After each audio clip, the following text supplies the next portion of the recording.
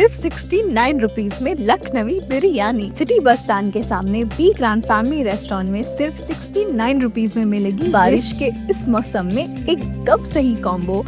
Weather मस्त, बिरयानी जबरदस्त। Ratings भी 5 आउट ऑफ 5 मिले हैं और ऑफर सिर्फ लिमिटेड डेज के लिए है, मिस मत करना।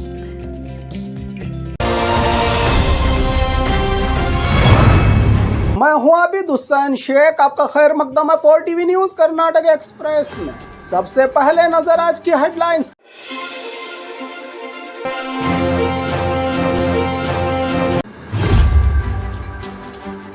केंद्र सरकार का बड़ा ऐलान, जीएसटी में बड़ा बदलाव, जरूरी चीजें सस्ती, सिगरेट और कोल्ड ड्रिंक्स हुआ महंगा। जीएसटी से कर्नाटक को भारी नुकसान, रेवेन्यू मिनिस्टर कृष्ण बैरेगौड़ा ने जाहिर किया अपना डर। इंटरनेशनल मिलाद कॉन्फ्रेंस में बाहर से आने वाले उलमा को लेकर भगवा संगठनों का विरोध। एटीएम में बड़ी लापरवाही, कैश बॉक्स की चाबी वहीं पर छोड़ दी।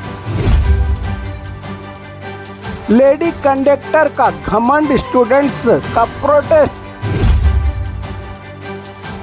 नकली साधुओं का कमाल, मंत्र के बहाने किसान को लूट लिया, अंगूठी गायब। पुलिस स्टेशन में लोकायुक्त की रेड, पोक्सो केस में रिश्वत लेते हुए पकड़ा गया पुलिस वाला। बाप को ही ब्लैकमेल करने वाला बेटा पहुंचा जेल। सरकारी स्कूल की खौफनाक हालत, बच्चे जान हथेली पर रखकर पढ़ने पर मजबूर। सड़कें डूबी पानी में, लोग कश्तियों में सफर करने पर हो गए मजबूर। आम जनता को भी मिलेगा राज भवन देखने का मौका, ऐतिहासिक इमारत के अंदर का टूर। अब खबरें विस्तार से। केंद्र सरकार का बड़ा ऐलान, जीएसटी में बड़ा बदलाव, जरूरी चीजें सस्ती, सिगरेट और कोल्ड ड्रिंक्स हुआ महंगा। केंद्र सरकार ने जीएसटी के स्लैब में बड़ा बदलाव किया है। आम और जरूरी सामान पर टैक्स कम किया गया है, लेकिन लग्जरी और आराम देने वाली चीजें, कारें, नुकसानदायक चीजों पर टैक्स बढ़ाया गया है। केंद्र सरकार की ओर से पहले 28% जीएसटी वाले कई सामान अब 18% पर आ गए हैं। 12% वाले कुछ सामान अब 5% पर आ गए हैं, लेकिन एक नया स्पेशल स्लैब बनाया गया है जिसमें 40% टैक्स लगेगा। वो चीजें हैं सिगरेट, सिगारदान, पान मसाला, तंबाकू, गुटखा, जर्दा, बीड़ी, ज्यादा शक्कर वाले cold drinks, soda, carbonated drinks, caffeine वाले शरबत, लग्जरी कारें, हेलीकॉप्टर, प्राइवेट जेट, बड़ी बाइक्स और राइफल और पिस्तौल। केंद्र सरकार ने आम जनता और गरीब लोगों को राहत देने के लिए जरूरी सामान सस्ता किया है, लेकिन हेल्थ को नुकसान देने वाली लग्जरी चीजों पर भारी टैक्स लगाकर रेवेन्यू बढ़ाने का फैसला किया है केंद्र सरकार ने, जिसकी जानकारी केंद्र फाइनेंस मिनिस्टर निर्मला सीतारामन ने दी।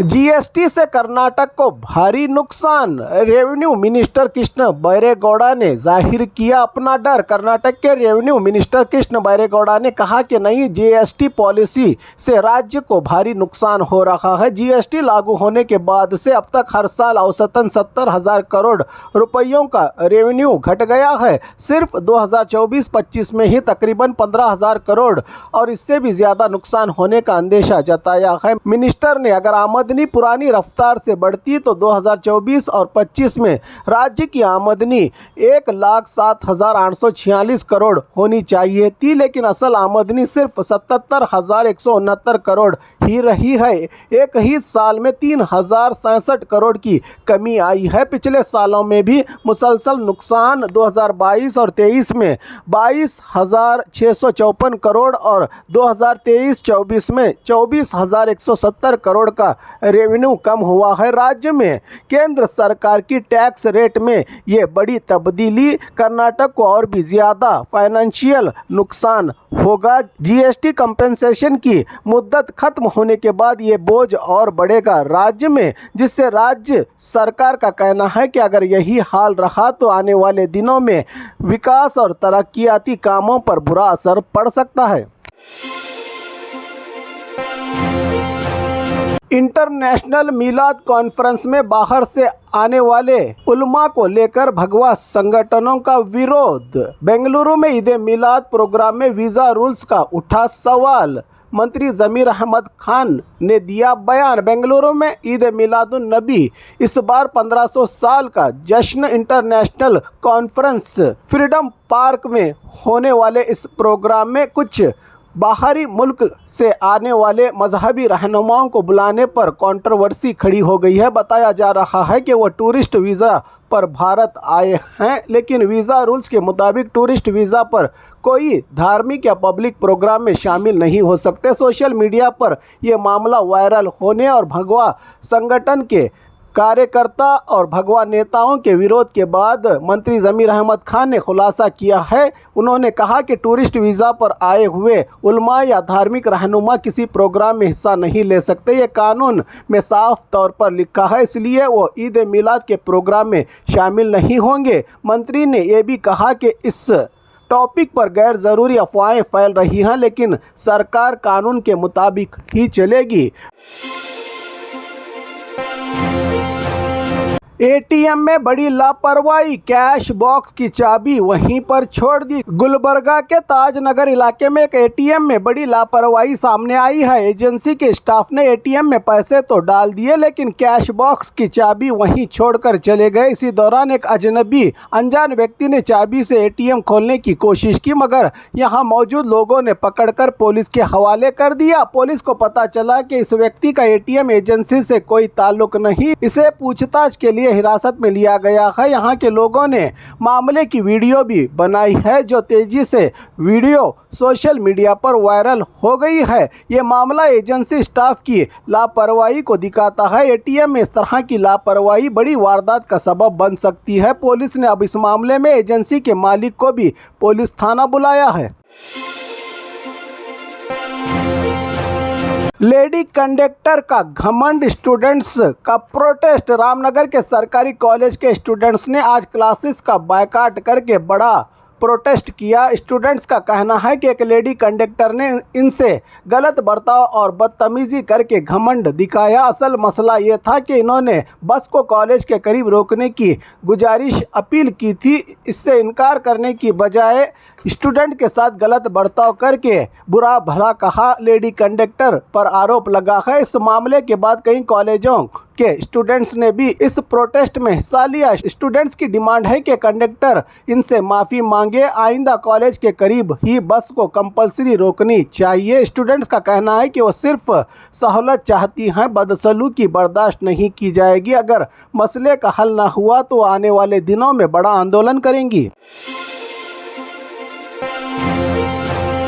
नकली साधुओं का कमाल, मंत्र के बहाने किसान को लूट लिया, अंगूठी गायब। होसपेटे चित्रदुर्ग रोड NH50 पर एक हैरान करने वाला मामला सामने आया है। किसान KB रवि कुमार अपनी जमीन पर काम कर रहा था। एक कार नंबर MP09PO468 वाली कार जमीन के पास आकर रुकी। कार में मौजूद एक व्यक्ति जो खुद को साधु स्वामी बता रहा था, रवि कुमार के पास आया और बोला, मैं तुम्हें मंत्र पढ़ कर देता हूँ। इसने हाथ में एक पत्थर रखकर कुछ पढ़ाई की और अचानक वो पत्थर रुद्राक्षी माला में बदल गई। इसी दौरान इसने किसान के हाथ की अंगूठी छीन ली और कार में बैठकर फरार हो गया। किसान को होश आने में 2 से 3 मिनट लगे। तब तक गाड़ी चित्रदुर्ग की तरफ निकल चुकी थी। कार का नंबर और साधुओं की जानकारी जब किसान ने पुलिस को दी तो पुलिस ने गिरफ्तार करके अब हवालात में डाल दिया है। इन नकली साधुओं को ये मामला साफ तौर पर जनता को खबरदार किया जा रहा है कि ऐसे साधु संत जादूगर के चक्कर में ना पड़े। ये लोग मंत्र या जादू दिखाकर कीमती सामान लूट लेते हैं। पुलिस स्टेशन में लोकायुक्त की रेड। पोक्सो केस में रिश्वत लेते हुए पकड़ा गया पुलिस वाला। बेंगलुरु ग्रामीण जिले के देवनहल्ली पुलिस स्टेशन पर लोकायुक्त ने छापा मारकर बड़ा खुलासा किया है। पोक्सो केस में चार्जशीट मजबूत बनाने के बहाने पुलिस वालों ने 75,000 रुपये रिश्वत मांगी थी। इस मामले में पीएसआई जगदेवी और पुलिस थाना राइटर मंजुनाथ के नाम सामने आए हैं। पीएसआई के कहने पर कांस्टेबल अमरीश पैसे लेने गया और रंगे हाथों पकड़ा गया। पीएसआई जगदेवी और मंजुनाथ इस वक्त लापता हैं। छापा लोकायुक्त एसपी वशी कृष्णा और डीवाईएसपी नागेश की टीम ने मारा। बताया जा रहा है कि पीएसआई पहले ही 50,000 रुपये एडवांस ले चुका था। पोक्सो कानून बच्चों की सुरक्षा से जुड़ा हुआ सख्त कानून है। ऐसे केस में पुलिस वालों का पैसे लेकर खेल खेलना न सिर्फ कानून का उल्लंघन है बल्कि पीड़ित खानदान के साथ बहुत बड़ा जुल्म भी है। बाप को ही ब्लैकमेल करने वाला बेटा पहुंचा जेल। मंडिया जिला मद्दुरू में एक हैरान करने वाला मामला सामने आया है। 25 साला बेटा परनो ने अपने ही पिता जो मशहूर रियल एस्टेट कारोबारी सतीश हैं, इनको जायदाद के लिए ब्लैकमेल किया। परनो ने पिता की नकली और अश्लील ऑडियो और वीडियो करके व्हाट्सएप ग्रुप में डालने की धमकी दी और पिता से 5 करोड़ रुपयों की डिमांड की थी। पिता ने फौरन पुलिस में शिकायत दर्ज करवाई। पुलिस ने परनो और इसके साथी महेश, ईश्वर और प्रीतम को गिरफ्तार करके जेल भेज दिया है। सतीश ने अपने बेटे के नाम पर तकरीबन 6 करोड़ रुपयों की जायदाद खरीदी थी, लेकिन बेटा जुआ, शेयर मार्केट और फिल्मों के शौक में फंस गया और जायदाद बेचना शुरू कर दिया। पिता ने कोर्ट में स्टे लेकर बाकी जायदाद बचा ली, जिसके बाद बेटे ने बदला लेने के मकसद से ये हरकत की। माता पिता औलाद के लिए जायदाद बनाते हैं, मगर औलाद रास्ता भटक जाए तो यही जायदाद इनके लिए मुसीबत भी बन जाती है। ये संदेश है इस पूरे मामले का।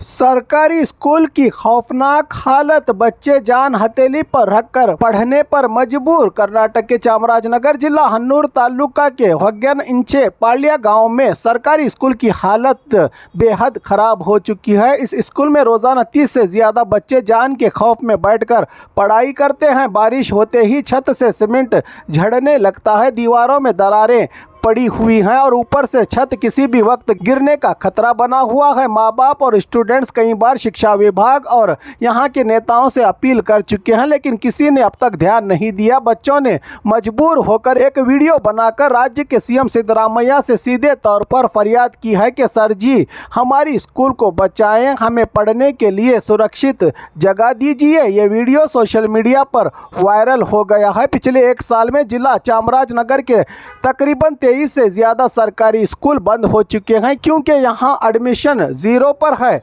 अब इस स्कूल की इमारत भी गिरने के कगार पर खड़ी है, जिससे स्टूडेंट्स की तादाद भी घट रही है। माँ बाप का कहना है कि बारिश में स्कूल पानी से भर जाता है, दीवारें टूट रही हैं, बच्चों के बैठने की सहूलत नहीं, ना खेल का मैदान है और ना ही सफाई का ख्याल। शिक्षा हर एक बच्चे का अधिकार है। सरकार को चाहिए कि गरीब बच्चों की फरियाद सुने, इस स्कूल की इमारत की जल्द मरम्मत करे ताकि बच्चे बिना खौफ के यहाँ पढ़ाई कर सकें। सड़कें डूबी पानी में, लोग कश्तियों में सफर करने पर हो गए मजबूर। उत्तर कन्नड़ा में मूसलाधार बारिश, सोपा डैम 85% भर गया, गांव के रास्ते पानी में डूबे। उत्तर कन्नड़ जिले के जोएडा तालुका में भारी बारिश से काली नदी पर बने सोपा डैम में पानी का लेवल तेजी से बढ़ रहा है। डैम अब तक 85% भर चुका है। 147 टीएमसी में से 128 टीएमसी पानी मौजूद। बारिश और 3 दिन जारी रहने का अंदेशा जताया है मौसम विभाग ने, इसलिए डैम में और ज़्यादा पानी आने की भविष्यवाणी की गई है। फिलहाल डैम के गेट नहीं खोले गए। डैम के पिछले हिस्से में मौजूद 4 से 5 गांवों की सड़कें पानी में डूब गई हैं। गांव वालों को रोजाना के सफर के लिए केपीसीएल बोट की सहूलत दे रही है। अधिकारियों ने सोपा डैम के आसपास रहने वालों को होशियारी बरतने की अपील की है। आम जनता को भी मिलेगा राजभवन देखने का मौका। ऐतिहासिक इमारत के अंदर का टूर, विधानसौधा में जनता टूर की जबरदस्त कामयाबी के बाद अब Karnataka state tourism development corporation ने एक और बड़ा कदम उठाया है। जल्द ही आम पब्लिक को भी राजभवन गवर्नर हाउस के अंदर दाखिल होकर देखने का मौका मिलने वाला है। ये 19वीं सदी की ऐतिहासिक इमारत है जो 1840 से 42 के दरमियान सर मार्क कब्बन ने ब्रिटिश कमिश्नर के लिए बनवाई थी। आज़ादी के बाद इसे राजभवन में तब्दील किया गया और अब ये कर्नाटक के गवर्नर की रहने की जगह है। यहाँ पर कभी भारत के पहले राष्ट्रपति डॉक्टर राजेंद्र प्रसाद और अमेरिका की फर्स्ट लेडी एलिनोर रोजवेल्ट जैसे मेहमानों की भी मेहमान नवाजी की गई है। पहली बार जनता के लिए गाइडेड टूर वॉकिंग टूर शुरू किया जा रहा है। इसको सरकारी तौर पर मंजूरी गवर्नर थावरचंद गहलोत ने दे दी है। आम जनता को राजभवन के अंदर जाकर इसकी खूबसूरत सफेद रंग की शानदार इमारत और अनोखा आर्ट डिजाइन देखने का मौका मिलेगा। फिलहाल अधिकारी विजिट टाइमिंग और सेफ जोन एरियाज तय कर रहे हैं। अब राजभवन सिर्फ राजनेताओं के लिए नहीं, आम पब्लिक के लिए भी इस ऐतिहासिक विरासत को करीब से देख सकेगी जनता। ये कर्नाटक के टूरिज्म डिपार्टमेंट ने लिया है फैसला।